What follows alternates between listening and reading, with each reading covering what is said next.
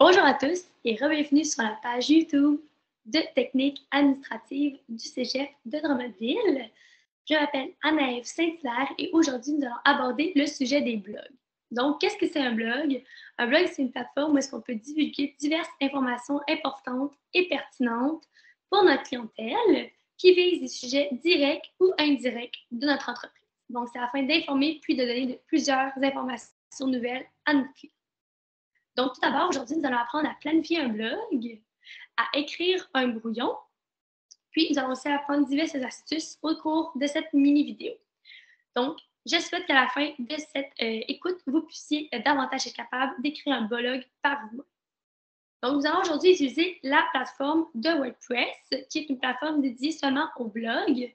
Donc, lorsqu'on arrive sur l'accueil de WordPress, il faut aller tout d'abord dans l'onglet Articles, puis par la suite, dans l'onglet Publier, nous avons accès à tous les blogs qui ont été publiés par l'entreprise. Par la suite, nous avons l'onglet Brouillon, qui permettra de voir les blogs qui sont en attente. Par exemple, qui sont en attente parce qu'ils manquent de l'information ou bien parce qu'ils n'ont pas été corrigés. Prenons en note que lorsque les blogs sont dans l'espace brouillon, personne sauf l'entreprise peut les voir, comparé à l'onglet Publier où, dans le fond, la clientèle peut voir les blogs. Pardonnez-moi. Par la suite, nous avons l'onglet Planifier qui permet de planifier un blog. Dans le fond, nous avons le choix de sélectionner une journée ainsi qu'une date qui permettra de dire à WordPress quand publier sur la plateforme le blog. Donc, plus besoin de s'occuper de ça une fois que vous l'avez mis dans le planifier. Si aujourd'hui nous désirons écrire un article, nous devons aller dans l'onglet Brouillon, puis cliquer sur le petit carré en rose à votre droite qui est écrit Ajouter. Une fois que nous avons cliqué sur Ajouter, nous allons arriver directement sur une page vierge comme celle-ci. En haut, il vous indique d'écrire tout d'abord un titre. Donc, pour écrire un titre d'un blog, c'est important de choisir un titre qui va être accrocheur pour le lecteur et qui va être pertinent pour lui. Par la suite, par exemple, prenons l'exemple que nous allons écrire, nous allons parler de fruits aujourd'hui. En dessous du titre, nous allons pouvoir écrire notre texte qui sera pertinent et informatif. Donc, par exemple, nous allons parler de pommes ainsi que de tarte aux pommes.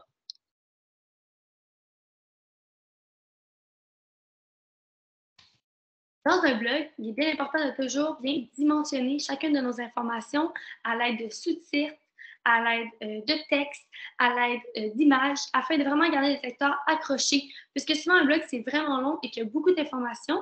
Plus qu'on met du contenu intéressant et interactif, plus le client est content de voir et de lire le tout.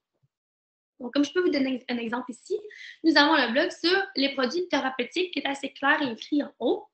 Par la suite, nous avons une image de ce dont nous allons parler au cours du blog. Nous avons des caractères en gras qui attirent l'œil, ainsi que des images plus près afin de bien voir ce qui est écrit sur l'article. Et même chose, encore une fois, un peu plus bas dans l'article. Donc, comme je l'ai dit, le SSI permet vraiment de garder le lecteur bien accroché à notre sujet. Une fois que nous avons fait des modifications, bien que nous avons créé un nouveau brouillon, il est toujours important de faire l'enregistrement de celui-ci. Si par malheur la page de WordPress devait se fermer, à ce moment-là, vous perdiez tout votre travail. Donc, seulement à votre droite ici, en bleu, il est écrit Enregistrer le brouillon. Une fois que nous cliquons dessus, il y a un petit nuage qui apparaît rapidement, suivi d'un crochet. Une fois que le crochet apparaît, ceci veut dire qu'il a été bien enregistré. Si le petit nuage reste persistant, c'est que l'enregistrement est encore en cours et que WordPress n'a pas encore terminé. Si je désire par la suite publier aujourd'hui mon blog, je vais simplement cliquer sur le bouton en bleu Publier, puis recliquer encore sur Publier pour que celui-ci soit publié directement sur notre page. Par la suite, pour ce qui est des images, maintenant, il y a deux façons de procéder. Il faut d'abord mettre des images en copier-coller. Donc, ce que je veux dire par là, c'est aller chercher une image d'un ordinateur ou bien sur Internet, faire le clic droit sur notre souris, comme ça, cliquer sur copier, puis venir coller l'image dans notre blog. Par contre, si vous procédez de cette façon et que vous arrivez sur votre page de vos articles, il n'y a aucune image qui apparaîtra en dessous de votre titre. Okay? Les images en copier-coller n'apparaissent pas sur la page. Par contre, si vous désirez mettre une image en dessous de votre titre, une image accrocheur qui est intéressante pour votre lecteur, vous devez aller dans la petite roue réglage, cliquer sur l'onglet Article, puis défiler vers le bas et aller sur Image mise en avant. En définissant l'image mise en avant, c'est à ce moment-là que celle-ci va apparaître directement en dessous de votre texte. Donc, pour rafraîchir votre mémoire, il est important de toujours bien enregistrer nos brouillons ainsi que nos modifications afin de ne jamais perdre notre contenu. ainsi que toujours mettre notre image en définir image si on désire avoir une belle image en dessous de notre titre et de pouvoir ainsi accrocher davantage notre lecteur. Donc, j'espère que vous en avez appris davantage aujourd'hui sur le sujet et que vous serez capable de créer votre blog par vous-même dès maintenant. Donc, je vous invite à aller vous abonner à notre page et à aimer et liker. Vous pouvez toujours aussi nous écrire des petits commentaires si jamais vous avez des questions.